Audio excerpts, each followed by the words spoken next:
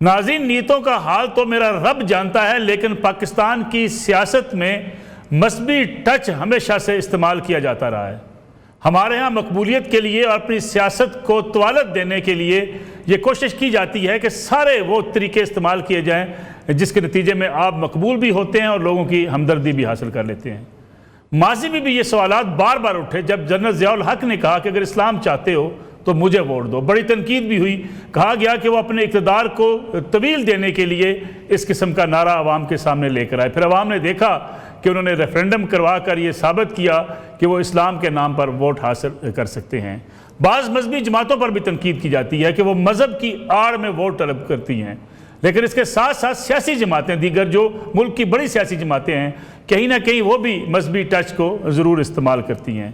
ابھی بشرا be be جو سابق خاتون اول ہیں، ان کی ایک ویڈیو سامنے آئی جس کے بعد ایک طوفان کھڑا ہے۔ کچھ ان کے حامی، کچھ ان کے ناقدین تنقید بھی کر رہے ہیں کہ انہوں نے جس طریقے سے اپنے ان الفاظ کا چناؤ کیا کہ سعودی عرب سے لگتا ہے کہ ایک کال آئی قمر جویل باجوہ صاحب کو، اور باجوہ صاحب نے پھر عمران خان صاحب سے کہا کہ تم شریعت کو جو ہے وہ لانے والے لوگوں کو لے کر آ گئے ہو۔ گویا انہوں نے یہ ثابت کرنے کی کوشش کی کہ عمران خان صاحب پاکستان میں شریعت لانا چاہتے ہیں اور کوئی اور ملک شریعت کو ختم کرنا چاہتا ہے۔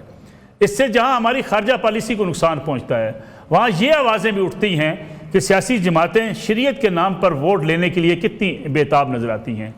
ایک انفرادی معاملہ جو عبادات کا معاملہ ہے، ہم اس کی بھی تشہیر کرتے ہیں، ہم روزہ رکھتے ہیں اس کی بھی تشہیر کرتے ہیں، ہم نماز پڑھتے ہیں اس کی بھی تشہیر کرتے ہیں، اور ساتھ ہی ساتھ وہ عبادات جو خالصتاً اللہ کے لیے ہوتی ہیں، اگر ان کی بھی ہم تصاویر اور ویڈیوز ڈال کر عوام کو یہ باور کرانے کی کوشش کرتے ہیں کہ ہم سے بڑا شاید کوئی مسلمان نہیں ہے، لیکن حالانکہ یہ سارا معاملہ اللہ کے پاس ہے۔ اللہ کے نزدیک وہی متقی ہے جو اللہ اور اس کے رسول صلی اللہ علیہ وسلم کے راستے پر چلنے والا ہو، خواہ اس کی تشہیر ہو یا نہ ہو۔ دوسری طرف دیکھا جائے تو اس پوری ویڈیو کے اوپر جو تنقید کی جا رہی ہے اس میں اب یہ بھی جواب آ رہا ہے، نہیں ہم نے کسی ملک کا نام نہیں لیا، لیکن اگر آپ الفاظ کو سنیں تو اس سے بڑا واضح ہوتا ہے کہ دورہ سعودی عرب کی بات ہو رہی ہے، اور پھر یہ کہا جا رہا ہے کہ وہاں سے فون آیا اور کہا ہم اس ملک میں جو ہے شریعت ختم کرنے جا رہے ہیں۔ یعنی ہمیں دوسرے ملک کے بارے میں بات کرتے ہوئے بھی جو ایک محتاط رویہ اختیار کرنا چاہیے، ہم وہ بھی نہیں کر پاتے۔ ساتھ ہی ساتھ ایک بڑی پیشرفت آج ہوئی، وہ یہ ہوئی کہ آج 9 مئی کے پہلے ملزمان کو سزا سنا دی گئی۔ 10 ملزمان کو یہ سزا سنائی گئی ہے جس میں افغانی بھی شامل ہیں اور ساتھ ہی ساتھ کچھ مفرور بھی ہیں جنہیں اشتہاری قرار دے دیا گیا ہے۔ 6 سال تک سزا لوگوں کو دی گئی ہے۔ کیا یہ سزاؤں کا سلسلہ اب شروع ہو جائے گا یا محض پاکستان تحریک انصاف کے 24 نومبر کے احتجاج کو روکنے کے لیے، ڈرانے کے لیے یہ سزائیں سامنے آ رہی ہیں؟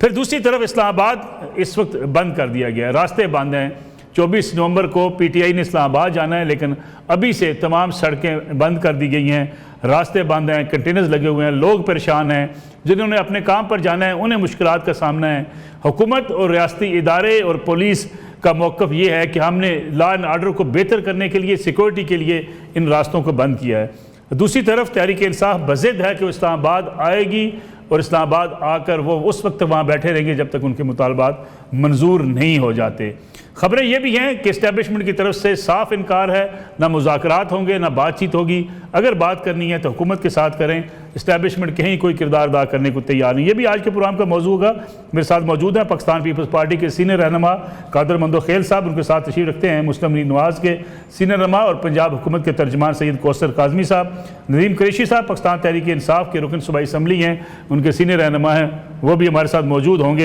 ندیم قریشی صاحب، اسلام آباد اگر آپ احتجاج پرامن کرنے آئیں تو کوئی آپ کو روکے بھی نہیں، لیکن جب آپ کہیں گے ہم لشکر کشی کرنے آ رہے ہیں، ہم قبضہ کرنے آ رہے ہیں، ہم حکومت کو ختم کریں گے، ایک جمہوری سیاسی جماعت جو پارلیمان کے ذریعے تبدیلی جس کا لانا کام ہے، وہ اگر سڑکوں پر آ کر حکومت گرانے کی، جیل توڑنے کی، جیل سے عمران خان صاحب کو رہا کرانے کے لیے احتجاج کرے گی تو ایسا احتجاج آپ کو کون کرنے دے گا؟ دوسرا تھوڑا سا اس پہ بھی تبصرہ کیجیے گا کہ آپ جو ہے وہ مذہبی ٹچ کا استعمال جو سابق خاتون اول نے کیا، جس طریقے سے ریلائز نہیں ہوتا پی ٹی آئی کے اندر کہ اس قسم کے بیانات پارٹی کے لیے کتنے نقصان دہ ہوتے ہیں۔ آپ کا ایک دوست ملک ہے، آپ ان کے بارے میں جس قسم کے خیالات کا اظہار کر رہے ہیں۔ بسم اللہ الرحمن الرحیم، بہت شکریہ ملک صاحب۔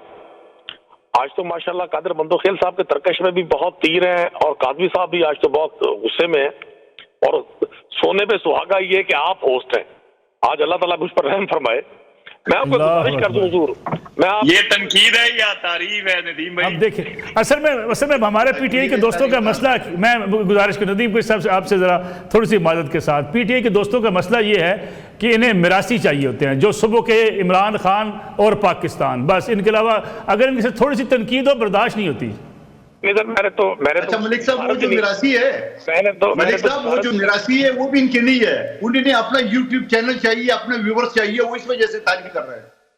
میں تو آپ کی بات کر رہا ہوں کہ آپ کے لیے راستے بند نہیں ہونے چاہیے۔ جی اب آپ دیکھیں میرے دونوں دوستوں کا بڑے احترام اور تدبر، آپ کو بڑا پورا ٹائم دیں گے کوئی صاحب۔ اچھا میں آپ سے ایک گزارش ایک عرض کر دوں۔ پہلی بات تو یہ ہے کہ ہمارے جو مخالف حکمران آج ہیں موجود، جی جی، جو فارم 47 کے ذریعے پاکستان کے قانون اور آئین کو اپنے پاؤں کے نیچے روند کر، اور دنیا کی پوری تاریخ میں ایسے انتخابات نہیں ہوئے اور نہ کسی ملک کی اتنی بدنامی ہوئی، نہ کسی ملک کی کے سسٹم کو اتنا کرٹیسائز کیا گیا جو 2024 کے انتخابات کے ذریعے یہ جو بھانمتی کا کنبہ آج پاکستان پہ قابض ہے، ان کے پاس گڈ گورننس کے لیے کوئی بات نہیں ہے کرنے کے لیے۔ وہ آپ کو نہیں بتا سکتے انہوں نے 16 ماہ پی ڈی ایم کے دور میں، پھر ان کی جو بی ٹیم تھی کیئر ٹیکر گورنمنٹ، اور اس کے بعد اب انہوں نے پاکستان کے لوگوں کے لیے کیا کیا۔ وہ صرف ایک بیانیہ کہ تحریک انصاف متشدد جماعت ہے اور عمران خان کے جرائم کی فہرست طویل ہے۔ میں حیران اس بات پر ہوتا ہوں، اہل اقتدار حکمران اپنے ورکنگ سے، اپنے عمل سے، اپنی قابلیت سے لوگوں کی زندگی کو ایز کر کے ٹارگیٹ اچیو کرتے ہیں۔ یہ پہلے حکمران ہیں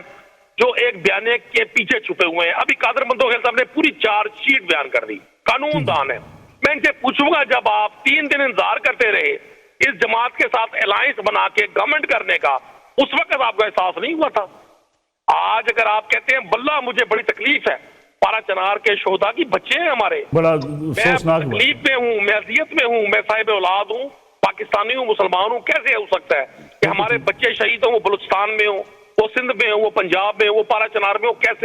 کیسے ہم اس پر تکلیف نہیں برداشت کریں گے؟ لیکن اس کو بطور تانا استعمال کرنا، بطور پولیٹیکل سلوگن استعمال کرنا، یہ تھوڑا سا لیکچر سرفراز بگٹی صاحب کو بھی دے دیتے۔ قریشی صاحب ویسے میں معذرت کے ساتھ انہوں نے کہا پنجاب کے وزیر اعلیٰ، سندھ کے وزیر اعلیٰ، بلوچستان کے وزیر اعلیٰ، کے پی کے وزیر اعلیٰ، چاروں صوبائی وزراء کی بات کی ہے کہ ان سے پوچھیں کہ لا اینڈ آرڈر خراب کیوں ہیں۔ دیکھیں میں آپ کو گزارش کر دوں، پاکستان کی بدنصیبی ہے کہ پاکستان 30 سال سے دہشت گردی کا شکار ہے، اور میں سلیوٹ کرتا ہوں اپنی افواج کو، اپنی سیکورٹی فورسز کو کہ وہ اپنے سے کئی گنا بڑے دشمن کی سازشوں کا اور بہت سارے دشمنوں کا مقابلہ کر رہے ہیں۔ یہ کوئی کسی ایک حکومت کا کام نہیں ہے، یہ پوری قوم کا کام ہے۔ حکومت یہی چاہیے تھا کہ آج کے حکمران جو اب فرما رہے تھے، آج سے 15 روز سے سن رہا تھا کہ جی ہم بات کرنے کے لیے تیار ہیں، تحریک انصاف تو بات نہیں کرتی، احتجاج کر۔ ابھی جب تحریک انصاف ڈائریکٹلی یا انڈائریکٹلی کہہ رہی ہے کہ جی ہم بات کرنے کے لیے تیار ہیں، تو آپ ان کو کیا تکلیف ہے جی؟ آپ کہاں گئی ان کی جمہوریت، کہاں گئی ان کی آئین پسندی، کہاں گئی ان کی عوام دوستی، کہاں گیا ان کا ووٹ کو عزت دینا؟ آج یہ پنجاب کے ایک طرف دو رائے، منافقت کا ایک عجیب چہرہ، بھیانک چہرہ۔ ایک طرف کہتے ہیں تحریک انصاف کے ساتھ تو لوگ ہی نہیں ہیں، ان کی تو فین فالوئنگ ہی نہیں ہے، اور دوسری طرف انہوں نے آج اب